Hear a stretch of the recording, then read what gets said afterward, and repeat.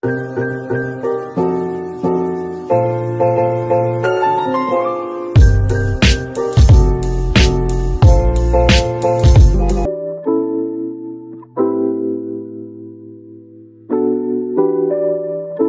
era digital yang serba modern, menuntut setiap negara menghasilkan sumber daya manusia dengan kesiapan yang lebih matang. Bidang pendidikan merupakan salah satunya. Dalam pendidikan, belajar merupakan kata kunci yang penting. Jika tidak ada belajar, maka tidak akan ada pendidikan. Dan di dalam pendidikan akan terjadi suatu proses pembelajaran yang membentuk individu berkualitas. Untuk mengakses isi pembelajaran di era globalisasi, para guru lebih mudah, yaitu dengan media elektronik dan teknologi yang berkembang pada zaman ini. Berdasarkan uraian tersebut, kami akan membahas tentang konsep belajar dan pembelajaran yang nantinya akan memperjelas hakikat dan pengertian dari belajar dan pembelajaran itu sendiri. Hakikat belajar dan pembelajaran. Belajar pada hakikatnya adalah suatu perubahan yang terjadi dalam diri seseorang setelah melakukan aktivitas belajar. Sedangkan pembelajaran pada hakikatnya adalah sebuah pengaturan yang dapat menumbuhkan dan mendorong seseorang untuk melakukan proses belajar.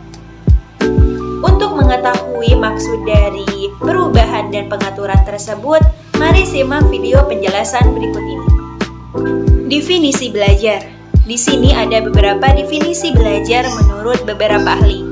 Yang pertama menurut Winkel, di mana belajar adalah suatu aktivitas mental atau psikis yang berlangsung dalam interaksi aktif dengan lingkungan yang menghasilkan perubahan-perubahan pengetahuan, pemahaman keterampilan, dan sikap-sikap. Yang kedua menurut Tursan Hakim, di mana ia mengemukakan bahwa belajar adalah suatu proses perubahan di dalam kepribadian manusia, dan perubahan tersebut tertampakkan dalam bentuk kualitas dan kuantitas tingkah laku, seperti pengetahuan sikap, pemahaman, keterampilan, dan lain-lain. Yang ketiga, menurut Noihi Nasution, di mana belajar diartikan sebagai suatu proses yang memungkinkan timbulnya atau berubahnya suatu tingkah laku sebagai hasil terbentuknya respon utama, dengan syarat bahwa perubahan atau munculnya perilaku baru itu bukan disebabkan oleh adanya kematangan atau adanya perubahan sementara karena sesuatu hal. Jadi, belajar secara umum dapat diartikan suatu aktivitas yang menimbulkan perubahan yang relatif permanen sebagai akibat dari upaya-upaya yang dilakukannya. Sudah dikatakan belajar jika sudah menunjukkan perubahan yang relatif permanen. Salah satu perubahan belajar yaitu perubahan tingkah laku, di mana perubahan tingkah laku yang tidak bisa menjadi bisa dan yang tidak tahu menjadi tahu, dan ada potensi untuk berubah. Serta perubahan tingkah laku dapat didasari latihan dan pengalaman. Misalnya, anak yang sering belajar menghitung matematika secara berulang-ulang, maka dia akan pandai dalam menghitung. Yang kedua, ada definisi pembelajaran. Menurut Undang-Undang Republik Indonesia Nomor 20 Tahun 2003 tentang Sistem Pendidikan Nasional, bahwa pembelajaran adalah proses interaksi pendidik dengan peserta didik dan sumber belajar yang berlangsung dalam suatu lingkungan belajar. Proses pembelajaran ditandai dengan adanya interaksi edukatif, yaitu interaksi yang sadar akan tujuan. Interaksi ini berakar dari pihak pendidik atau guru untuk membantu peserta didik dalam belajar lebih baik. Pembelajaran tidak terjadi seketika, melainkan proses melalui tahapan, seperti tahapan rancangan, tahap pelaksanaan, dan tahap evaluasi. Pembelajaran tidak harus diberikan oleh seorang guru, karena kegiatan itu dapat dilakukan oleh perancang dan pengembang sumber belajar, seperti media teknologi. Misalnya, komputer, website, YouTube, buku, dan lain-lainnya. Jadi, dapat disimpulkan pembelajaran adalah suatu proses yang dilakukan individu untuk memperoleh perubahan perilaku yang baru secara keseluruhan sebagai hasil dari pengalaman individu itu sendiri dalam interaksi dengan lingkungannya. Faktor-faktor yang mempengaruhi belajar dan pembelajaran. Kegiatan belajar dan pembelajaran di sini adalah suatu kesatuan yang tidak dapat dipisahkan. Semuanya berjalan beriring dan pembelajaran antara lain. Yang pertama ada faktor internal. Faktor internal adalah faktor yang timbul dari pribadi itu sendiri. Menurut Slamet tahun 2006, faktor internal ini dapat dibagi menjadi 3, meliputi faktor psikologis, faktor kelelahan, dan faktor jasmani. Yang pertama ada faktor psikologis. Faktor psikologis itu dibagi lagi. Yang pertama ada minat dan bakat. Minat dan bakat setiap individu kan berbeda-beda. Maka dari itu kita tidak dapat memaksakan setiap orang harus unggul dalam setiap bidang. Biasanya jika kita mengerjakan sesuatu yang bukan pada bidang kita akan ragu dan kurang maksimal untuk mengerjakannya. Begitu pula dengan anak yang minat dan bakatnya berhitung, dan anak yang minat dan bakatnya berolahraga. Anak yang suka berhitung akan unggul dalam mata pelajaran matematika, dan anak yang suka berolahraga akan unggul dalam hal fisiknya. Selanjutnya ada kesiapan. Di sini kesiapan tidak boleh dianggap remeh, karena jika melakukan sesuatu sedang kita tidak siap, maka yang terjadi akan kacau. Begitu pula dalam hal belajar dan pembelajaran. Jika belum siap, maka pembelajaran pun tidak akan berjalan maksimal. Contohnya, dari ketidaksiapan yaitu ada anak berusia 4 tahun sudah disekolahkan orang tuanya di sekolah dasar. Secara mental, anak ini belum siap, maka yang terjadi adalah saat bersekolah, anak tersebut menjadi kurang fokus dan jenuh. Karena masa mereka adalah masa di mana anak masih banyak bermain. Selanjutnya ada dasar. Dasar yang dimaksud di sini adalah dasar mata pelajaran yang akan diterima oleh peserta didik. Peserta didik yang sudah mengetahui dasar lebih awal maka akan lebih cepat menangkap pelajaran daripada peserta didik yang belum mempunyai dasar. Selanjutnya lagi ada intelijensi atau kecerdasan. Kecerdasan ini ada sejak kita dilahirkan. Ia tidak dapat ditingkatkan, namun ia bisa dikembangkan. Kemudian ada emosi dan sosial. Faktor emosi seperti tidak senang dan rasa suka, dan faktor sosial seperti persaingan dan kerjasama yang sangat besar pengaruhnya dalam proses belajar. Ada di antara faktor ini yang sifatnya mendorong terjadi belajar, tetapi ada juga yang menjadi hambatan terhadap belajar yang efektif. Kemudian ada motivasi. Tanpa motivasi dalam diri individu, maka akan sangat susah seorang individu untuk memahami bahkan menerima masukan yang akan datang kepadanya.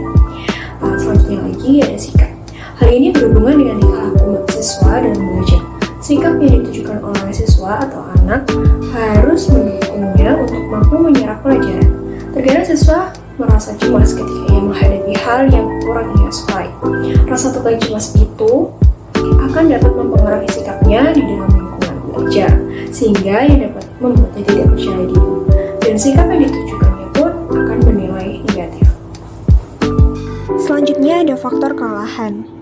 Faktor kelelahan dapat terjadi karena ada kelelahan jasmani seperti lemas dan kelelahan rohani seperti bosan. Kemudian ada faktor jasmaniah. Faktor jasmaniah meliputi faktor kesehatan, misalnya asma dan cacat tubuh.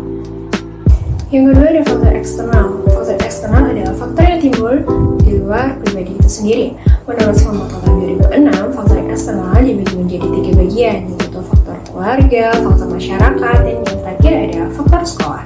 Yang pertama ada faktor keluarga, dapat dilihat dari cara mendidik anak di dalam keluarga, hubungan antara sesama keluarga, dan keadaan di dalam keluarga itu sendiri dapat mempengaruhi cara belajar anak.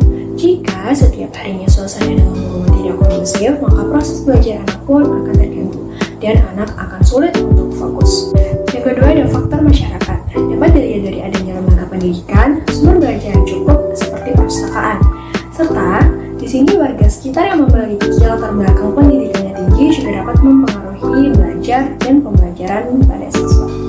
Yang ketiga ada faktor sekolah. Faktor sekolah dapat dibagi lagi menjadi beberapa faktor, antara lain yang pertama ada kurikulum. Kurikulum adalah suatu program yang dapat dijadikan acuan oleh pendidik atau guru dalam menyampaikan materi pelajaran kepada peserta didik atau siswa. Yang kedua ada hubungan antara guru dan siswa. Hubungan yang tidak baik antara guru dan siswa dapat berpengaruh dalam proses belajar dan pembelajaran.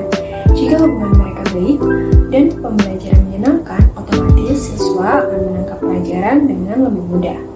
Jika hubungan antara guru dan murid ini berjalan dengan baik, juga dapat meningkatkan semangat belajar siswa yang menyebabkan mudahnya ilmu masuk di dalam kepala mereka. Yang ketiga, mengajar. Guru yang kurang mampu dengan baik dalam mengajar dan yang kurang menguasai bahan yang diajarkan dapat menimbulkan rasa tidak suka kepada yang diajarkan dan kurangnya dorongan untuk menguasai di pihak siswanya. Namun sebaliknya, guru yang pandai mengajar yang dapat menimbulkan pada siswa rasa mengemari atau suka bahan yang diajarkan, sehingga tanpa disuruh pun siswa banyak menambah pengetahuan di bidang itu dengan membaca buku majalah dan bahan-bahan cetak lainnya. Keempat, ada metode belajar. Metode belajar yang diberikan oleh pendidik atau guru sangat berpengaruh pada proses belajar dan pembelajaran siswa. Jika metode belajarnya kurang tepat untuk para siswa, maka mereka akan malas untuk menerima pelajaran. Sebaiknya jika metode belajar yang mereka terima menarik, kreatif, dan inovatif, para siswa akan lebih mudah menyerap materi yang akan diberikan. Yang kelima, ada pemberian PR. Sudah tidak asing lagi kan di Indonesia bagi para pendidik atau guru memberikan para siswanya PR. Namun jika terlalu banyak memberikan siswa PR, maka yang terjadi adalah mereka malas mengerjakan dan malah membuat proses pembelajaran tidak maksimal karena mereka sudah lelah di sekolah dan tetap ingin beristirahat di rumah. Yang keenam, ada suasana gedung sekolah atau lingkungan. Jika gedung sekolah tampak bersih dan sehat, maka siswa pun akan sangat nyaman dalam menerima pembelajaran. Namun jika gedung kotor, bau, suram, dan tidak nyaman, maka sebaliknya siswa akan cenderung kurang semangat dalam menerima bahan ajar dan tentu akan mengganggu proses belajar dan pembelajaran.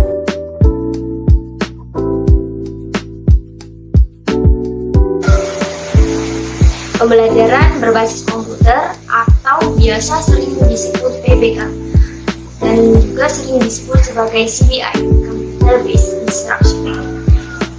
Pembelajaran berbasis komputer ini merupakan kegiatan pembelajaran di mana dalam proses belajarnya itu kita menggunakan komputer. Di dalam komputer ini kita menggunakan software komputer sebagai program komputer, program pembelajaran. Di program pembelajaran ini memuat seperti judul, tujuan, materi pembelajaran, dan juga evaluasi pembelajaran. Macam-macam media pembelajaran ini dapat berupa seperti CD atau media interaktif, video pembelajaran, presentasi PowerPoint, dan juga internet. Komputer ini digunakan sebagai sistem perangkat dalam pembelajaran individual, biasa disebut dengan individual learning, di mana siswa ini dapat berinteraksi langsung dengan pembelajaran tersebut dengan media komputer. Nah, pusat kontrol pembelajaran ini berada di siswa itu sendiri karena dari awal pembelajaran komputer ini digunakan sebagai media pembelajaran. Dalam pembelajaran komputer tentunya memiliki keuntungan dan juga kekurangan. Untuk keuntungannya sendiri, yang pertama, materi yang diajarkan ini sangat beragam, dan yang kedua, dapat meningkatkan motivasi belajar siswa. Yang ketiga, siswa mampu menyelesaikan permasalahannya sendiri, dan yang keempat, yakni mampu menstimulasi mengajar dengan baik. Yang kelima, meningkatkan pemahaman pada materi, dan yang terakhir yakni dapat mengevaluasi diri siswa tersebut. Untuk kelemahannya sendiri yakni dalam pembelajaran ini lebih efektif jika digunakan satu orang ataupun dalam kelompok kecil. Yang kedua, jika pembelajaran itu tidak menarik atau hanya berupa teks, maka motivasi siswa terhadap pembelajaran ini akan berkurang atau menurun. Terus guru harus memahami komputer. Jika belum bisa memahami program tersebut, maka guru belum bisa menyusun media-media pembelajaran menggunakan komputer. Adapun model-model pembelajaran, yakni yang pertama model tool ini suatu model dalam pembelajaran dengan cara melatih siswa dengan memberikan bahan ajar yang sudah disajikan. Model ini disajikan dalam bentuk latihan yang terus-menerus sehingga siswa ini dapat terbiasa akan latihan yang disajikan dan juga dapat menambah kecepatan dalam pelaksanaannya. Yang kedua yakni model tutorial. Model ini menyajikan materi pembelajaran baru kepada siswa dan kemudian ditindaklanjuti dengan latihan dan juga praktek. Program ini dilakukan untuk pengayaan pelajaran atau membantu siswa yang tidak hadir dalam pelajaran tersebut. Program ini digunakan untuk mengulang pelajaran yang telah disampaikan sebelumnya. Yang ketiga yakni model simulasi. Model simulasi ini bertujuan untuk memberikan pengalaman belajar yang lebih konkret melalui penciptaan tiruan-tiruan pengalaman yang mengikuti suasana sebenarnya dan berlangsung dalam suasana yang tanpa risiko. Yang keempat yakni model instructional games. Program pembelajaran yang lebih menekankan pada bentuk-bentuk permainan yang memuat materi pembelajaran. Model ini membuat peserta didik ikut serta dalam situasi menang ataupun kalah yang meminta untuk mempraktikkan kemampuan untuk mengetahui proses perkembangannya. Penekanan model GIPS ini terletak pada upaya memaksimalkan aktivitas belajar dan juga mengajar dalam bentuk interaksi antara peserta didik dan juga materi pembelajaran dalam bentuk permainan. Di sini saya akan menjelaskan mengenai prinsip pembelajaran berbasis komputer. Prinsip yang pertama yaitu berorientasi pada tujuan pembelajaran. Dalam mengembangkan suatu pembelajaran yang berbasis komputer, sebuah lembaga harus berorientasikan kepada tujuan dari pembelajaran itu sendiri, baik secara standar kompetisi, kompetisi dasar, dan indikator yang harus dicapai pada setiap kegiatan pembelajaran. Dalam bentuk apapun, model pembelajaran berbasis komputer yang dikembangkan dalam dunia pendidikan, baik itu secara drill, tutorial, simulasi, ataupun games, harus tetap berpacu pada tujuan pembelajaran itu sendiri yang telah ditetapkan dalam sebuah perencanaan pembelajaran tersebut. Kemudian yang kedua yaitu berorientasi pada pembelajaran individual. Pembelajaran berbasis komputer juga menerapkan pembelajaran secara individual, di mana pembelajaran dapat memberikan suatu keleluasan atau kebebasan pada peserta didik dalam menggunakan atau meluangkan waktu dan program pembelajaran yang telah diberikan sesuai dengan kebutuhan dan kemampuannya. Sistem pembelajaran ini menekankan pada peserta didik agar mampu belajar dengan baik dan mampu menyelesaikan konten pembelajaran dengan tepat waktu. Namun, bagi mereka yang memiliki kemampuan yang kurang, maka akan terlambat dalam mengerjakan dan memahami konten yang ada pada pembelajaran berbasis komputer tersebut. Kemudian yang ketiga, yaitu prinsip berorientasi pada pembelajaran mandiri. Jika pembelajaran berbasis komputer bersifat individual, maka pembelajaran ini menuntut peserta didik agar belajar secara mandiri dan guru berperan hanya sebagai fasilitator dan mediator.